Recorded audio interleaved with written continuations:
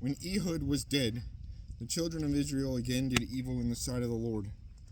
So the Lord sold them into the hand of Jabin, king of Canaan, who reigned in Hazor. The commander of his army was Sisera, who dwelt in Harosheth Hagoyim. And the children of Israel cried out to the Lord, for Jabin had 900 chariots of iron, and for 20 years he had harshly oppressed the children of Israel. Now Deborah, a prophetess, the wife of Lapidoth, was judging Israel at that time. And she would sit under the palm tree of Deborah, between Ramah and Bethel, in the mountains of Ephraim. And the children of Israel came up to her for judgment.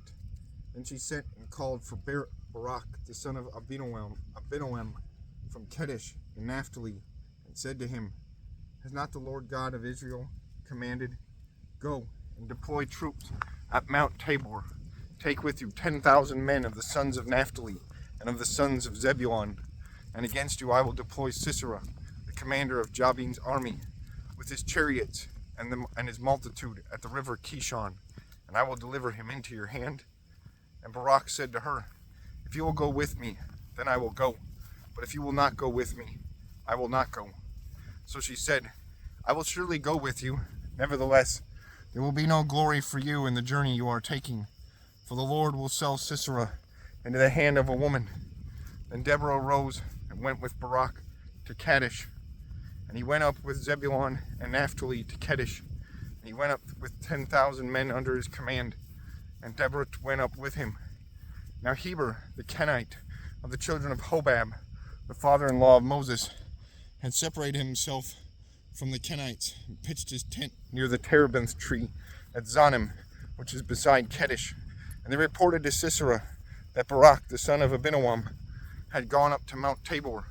So Sisera gathered together all his chariots, 900 chariots of iron, and all the people who were with him, from Harosheth Hagoyim to the river Kishon. Then Deborah said to Barak, Up, for this is the day in which the Lord has delivered Sisera into your hand. Has not the Lord gone out before you? So Barak went down from Mount Tabor with 10,000 men following him. And the Lord routed Sisera and all his chariots and all his army with the edge of the sword before Barak. And Sisera alighted from his chariot and fled away on foot. But Barak pursued the chariots and the army as far as Harosheth Hagoyim, and all the army of Sisera fell by the edge of the sword. Not a man was left. However, Sisera had fled away on foot to the tent of Jael, the wife of Heber the Kenite, for there was peace between Jabin, king of Hazor, and the house of Heber the Kenite. And Jael went out to meet Sisera and said to him, Turn aside, my lord, turn aside to me. Do not fear. And when he had turned aside with her into the tent, she covered him with a blanket.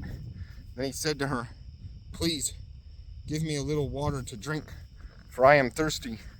So she opened a jug of milk, gave him a drink, and covered him. And he said to her, Stand at the door of the tent, and if any man comes and inquires of you and says, Is there any man here? You shall say no. Then Jael, Heber's wife, took a tent peg, and took a hammer in her hand, went softly to him, and drove the peg into his temple, and it went down into the ground, for he was fast asleep and weary. So he died. And then, as Barak pursued Sisera, Jael came out to meet him, and said to him, Come, I will show you the man whom you seek. And when he went into her, there lay Sisera, dead with the peg in his temple.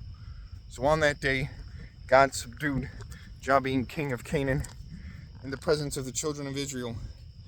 And the hand of the children of Israel grew stronger and stronger against Jabin, king of Canaan, until they had destroyed Jabin, king of Canaan.